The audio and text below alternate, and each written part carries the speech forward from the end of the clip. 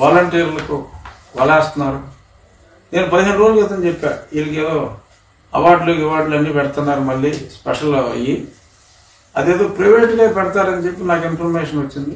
కానీ ఇప్పుడు పబ్లిక్ మనీతో 500 కోట్లు, ఇది కాక ప్రైవేట్ సన్మానాలు కూడా ఎమ్మెల్యేలు వాళ్ళకి చేసి, ఆడవాళ్ళకి చీరలో, మగవాళ్ళకి బట్టలో, ఏదో హోల్సేల్గా మరి ఎటువంటి శాలువాలు కొంటారో ఆ శాలువాలు కూడా కప్పి నిస్వార్థంగా ప్రభుత్వం కేవలం 5,000 రూపాయలు ఇచ్చినప్పటికీ దారుణమైన సహాయం మీరు ప్రజలకు చేస్తున్నారని చెప్పి వారి దరిద్రమైన సేవలను గుర్తించి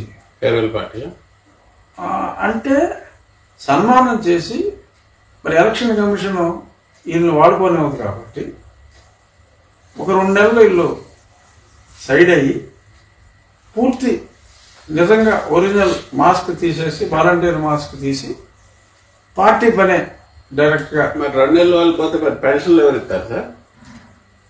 అప్పుడు పెన్షన్లు వార్డు సచివాలయం వాళ్ళు ఇస్తారు.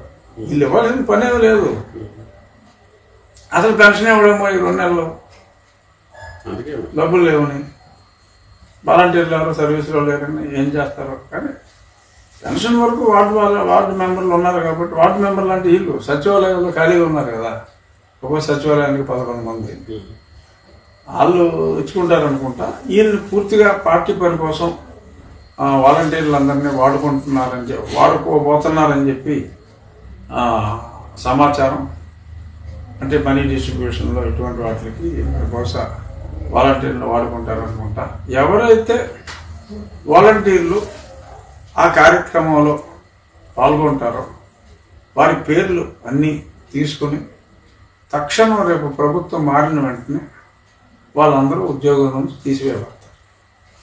తీసివేసి ఆ మిగిలిన వాలంటీర్లు బహుశా 10,000 20,000 మంది ఉంటే మిగిలితే మిగలవచ్చు.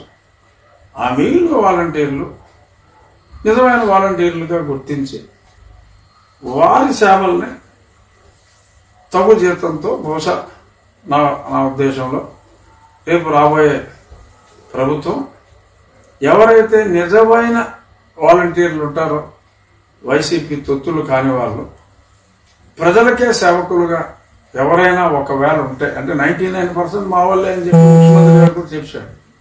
1% ఉంటారా, 10 ఉంటారా, లేదు ఈ ఎత్తుపోయే పార్టీలో మనకెందుకు నాయన, మనకి ఉద్యోగం లేకపోతే ఎంతో మంది మనకు కాస్త సమాజంలో గౌరవం కలిగిస్తారేమో చంద్రబాబు నాయుడు గారు అనే ఆశావహ దృక్పథం ఉన్నవాళ్ళు, మానవతా విలువలు ఉన్న వాలంటీర్లు ఒకవేళ ఎవరైనా ఉండి ఉంటే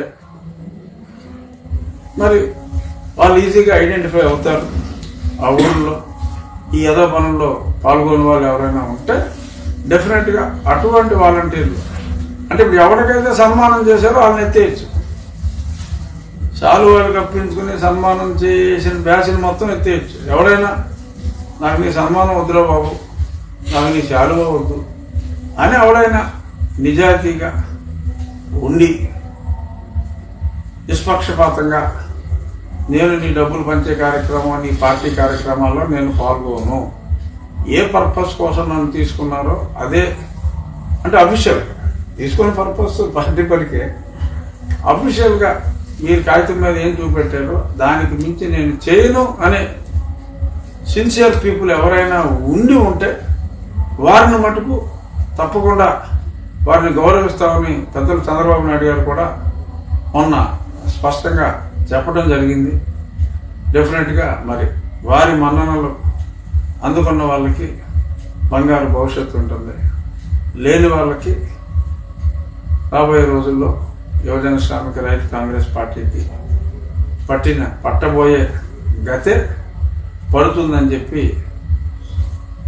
విజ్ఞులైన వాలంటీర్లకి నా విజ్ఞప్తి. దయచేసి వీళ్ళ వలలో చిక్కొద్దు అని నా విన్నపము. రేపు 11వ తారీఖు నుంచి నారా లోకేష్ గారు చేపట్టిన శంఖారావం కార్యక్రమం, మరి గతంలో కొన్ని సంఘటనల దృష్ట్యా ఆయన కొన్ని ప్రాంతాలని ఆయన యువగలంలో తిరగలేని ప్రాంతాలు ఉన్నాయి. ఆ ప్రాంతాలన్నీ నారా లోకేష్ గారు తన శంఖారావం కార్యక్రమం ద్వారా రేపు శ్రీకాకుళంలో ఆయన ప్రారంభించబోతున్నారు. ఆ శంఖారామ యాత్ర అద్వితీయమైన విజయం. ఎందుకంటే ప్రజలు ఇప్పుడు ఓపెన్గా బయటకు వస్తున్నారు, గతంలో కన్నా ధైర్యంగా.